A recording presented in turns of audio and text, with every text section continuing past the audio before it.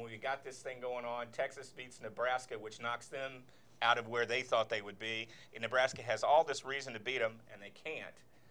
My biggest concern as I look at this is who's really going to be number one. You got Boise State, who arguably people say don't play.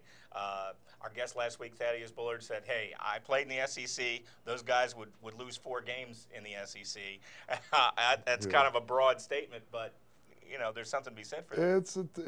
It's a different league down here, and it's hard to compare until you match them up. Right. But I believe that Oregon, is doing pretty good. I mean, the Ducks are unbelievable, and they play Thursday night against UCLA. That ought to be a national. That'll be a good one. It'd be a great game. The thing for me about Oregon is the fact that people don't see them because they're on the West Coast. Right. Well, we don't have that problem now. Right. We're going to get a chance to see this team play, and I'm really excited about that. We've got an email that came in regarding college football. I want to take a look at this.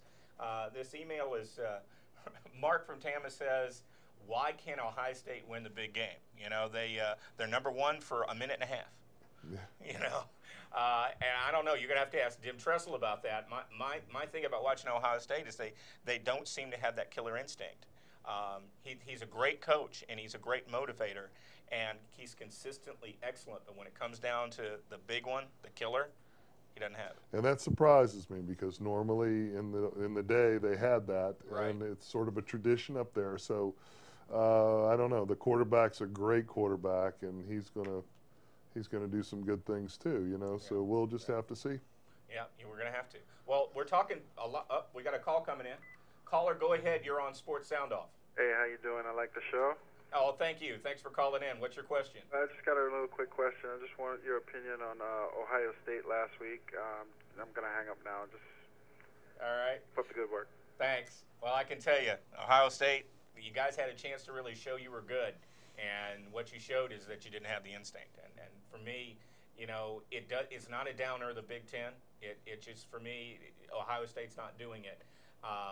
But I'd like to see what happens with Oregon this week. I'd like to see what happens, especially Thursday night. I'd like to see what happens with Oklahoma as we go forward. And I'll be very interested as we get deeper into this if Boise State is concerned more about what the polls say. If they start squawking and saying, "Hey, guys, we're undefeated. Don't overlook us." Let's go to baseball. Since we're right in the playoffs right now, there's a pick of Evan Longoria. Guy had a great year. We could have seen the last of Carl Crawford. We could have seen the last of Soriano. We could have seen the last of Pena. We could have seen the last of Umpton. But those guys really did a great job this year. We'll really appreciate it. But we're watching the current playoff teams, and in the American League, I mean, the Rangers pitchers are looking really good against the Yankees. The Yankees are now going back to Houston. They've got 2 games in Arlington. What do you think? I think the people in Texas are going crazy right now, and I think That's true. I actually talked to my buddy Burton, and he was he was very excited for him. So I know that the whole state's behind them. Right. It's going to be a tough place to play, but if the Yankees are what we think they are, I think they'll go in there and show themselves. Well, we'll see. I mean, the defending champions, they got the Steinbrenner passing. That's a big deal.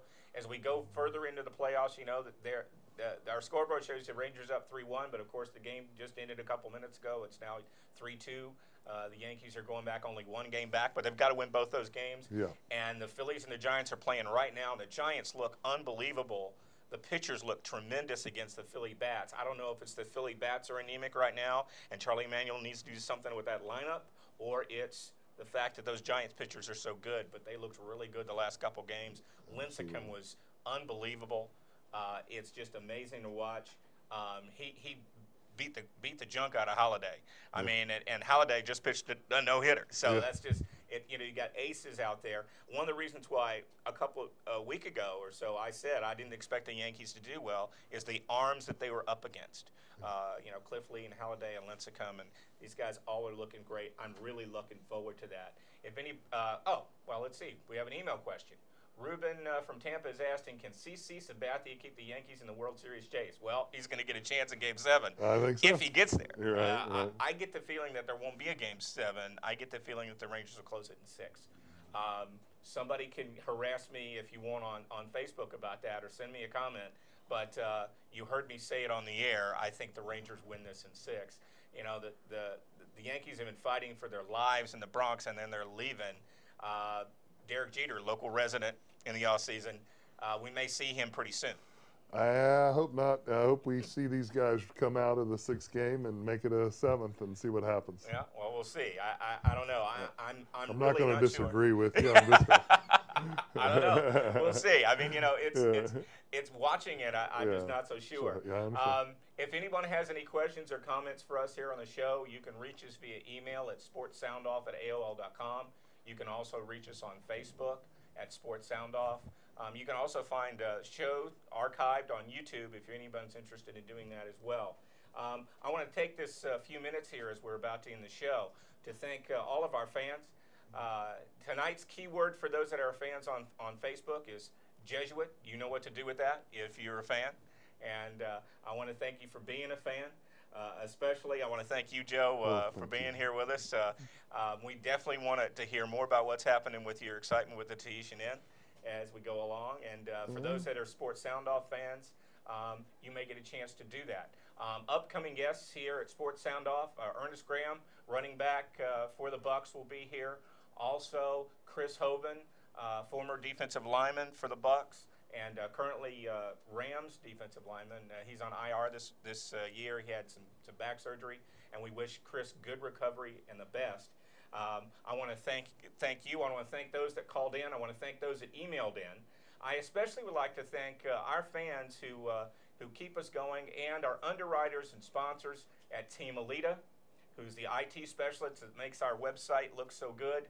I'd also like to thank Zudar's Deli, who keeps my belly full and who makes me happy. We have watch parties at Zudar's on Wednesday nights. You can join Eric and the gang there, and we certainly appreciate that opportunity.